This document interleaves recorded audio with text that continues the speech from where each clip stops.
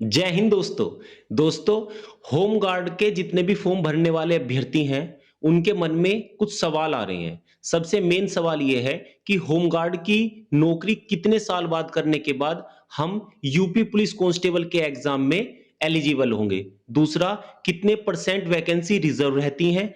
और सबसे तीसरा मेन जो सवाल है कि एज रिलैक्सेशन कितना मिलता है। दोस्तों, आज इस वीडियो में उसी के बारे में जानेंगे। वीडियो को पूरा देखें, स्किप ना करें। चलिए दोस्तों, देखते हैं। अब इसे ध्यान से देखें दोस्तों। ये हॉरिजेंटल यानी क्षैतिज आरक्षण है। 60,244 कांस्टेबल की भर्ती आई थी अभी। ये उसकी विज्ञप्ति का स्क्रीनशॉट है, जो नोटिफिकेशन आया था उसका स्क्रीनशॉट है। उसमें ये 3 नंबर पर देखिए, ये होम गार्ड का आरक्षण है। यहाँ पे 5% वैकेंसी आपकी रिजर्व है। इसमें 60,244 जवानों का जो भर्ती आई थी उसमें 5% वैकेंसी होम गार्ड की रिजर्व है। अब कौन कौन उसके लिए एप्लीकेबल है, एलिजिबल है, वो देखते हैं। होम गार्ड में 3 वर्ष या अधिक की निरंतर सेवा, 3 वर्ष कम से कम आपको होमगार्ड में नौकरी करनी पड़ेगी। 3 वर्ष कम से कम आपको होमगार्ड में नौकरी करनी पड़ेगी। उसके बाद आप एलिजिबल होते हैं जो कांस्टेबल की भर्ती आती है उसमें फॉर्म अप्लाई करने के लिए।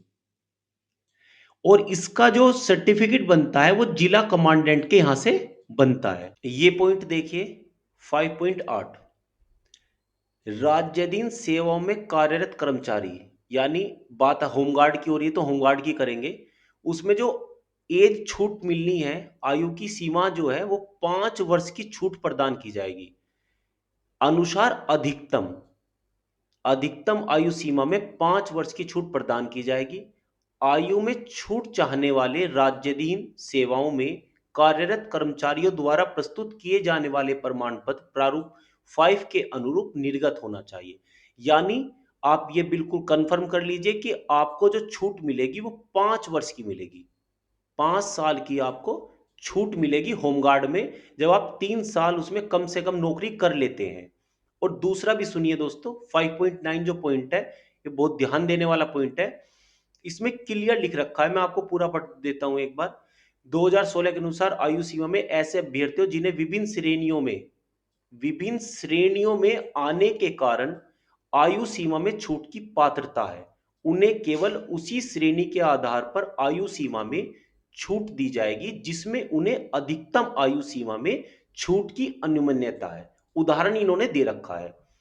यदि कोई अभ्यर्थी अन्य पिछड़ा वर्ग श्रेणी का है, यानी कोई अभ्यर्थी, ये देखिए, कोई अभ्यर्थी ओबीसी का है और कोई एससी का है या एसटी का है, कोई फर्क नहीं पड़ता, दोनों में 5 वर्ष की छूट है एज में। अब एक होमगार्ड में है जवान और उसने 3 वर्ष अपनी पूरी कर ली सर्विस, उसके बाद कांस्टेबल की वैकेंसी आई और कांस्टेबल की वैकेंसी में उसने जो है फॉर्म फिल कर दिया। अब उसे आयु में कितनी छूट मिलेगी वो देखते हैं। अब चाहे वो जनरल का हो दोस्तों, चाहे वो जनरल का हो या ओबीसी का हो, जनरल का हो, ओबीसी का हो या एसटी का हो या एससी का हो, उसे सिर्फ 5 साल छूट मिलेगी। सिर्फ 5 साल। या तो वो एससी एसटी की छूट ले लो या ओबीसी की छूट ले लो, या जो होमगार्ड की जो छूट मिलती है अलग से, वो 5 साल वो ले लो। ऐसा नहीं है कि 5+5, ऐसा नहीं है। 5+5 यानी 5 साल तो आपको होमगार्ड की मिल गई और 5 साल आपको एससी एसटी या ओबीसी में आने के बाद मिल गई, तो ये 10 साल मिल जाएगी आपको। ऐसा नहीं है, इसमें क्लियर दे रखा है, उदाहरण दे रखा है। यदि कोई अभ्यर्थी अन्य पिछड़ा वर्ग श्रेणी का यानी ओबीसी का है और उत्तर प्रदेश का राजकीय सेवक भी है, यानी मान लीजिए होमगार्ड भी है, तो आयु सीमा में उसे अधिकतम 5 वर्ष की ही छूट अनुमन्य होगी। ऐसा नहीं है कि 5 वर्ष तो आपको राजकीय सेवा की मिल जाए और 5 वर्ष आपको अन्य पिछड़ा वर्ग की मिल जाए, और ये जो है 5 और 5+ आपको जो है 10 साल की छूट मिल जाए। ये इन्होंने क्लियर कर दिया है। ये जो 60,244 जवानों की भर्ती आई थी, ये उसकी विज्ञप्ति है। उसमें क्लियर ये पॉइंट्स दे रखे हैं कि आपको जो है मैक्सिमम 5 वर्ष की छूट ही अनुमन्य होगी। यानी कि अन्य पिछड़ा वर्ग का हो, एससी का हो, एसटी का हो, और उत्तर प्रदेश का राजकीय सेवक भी हो, तो 5 वर्ष छूट अनुमन्य होगी। अब इसमें ये मैटर ये करता है, चाहे आप जनरल के हो, चाहे आप ओबीसी के हो, और चाहे आप एससी के हो या एसटी के हो। अगर आप होमगार्ड में जॉब करते हैं और आप 3 वर्ष पूरे कर चुके हैं, तो आपको सिर्फ टोटल सभी कैटेगरी में 5 वर्ष की छूट अनुमन्य होगी, सिर्फ 5 वर्ष की छूट मिलेगी। ये प्रमाण पत्र भी देख लीजिए दोस्तों। ये होमगार्ड का प्रमाण पत्र होता है जो उन्हें सर्विस में देना पड़ता है जब उन्हें फॉर्म भरना होता है यूपी पुलिस कांस्टेबल का। यूपी पुलिस कांस्टेबल का जब फॉर्म भरना होता है, तो ये इस तरीके का देते हैं उनके कमांडेंट।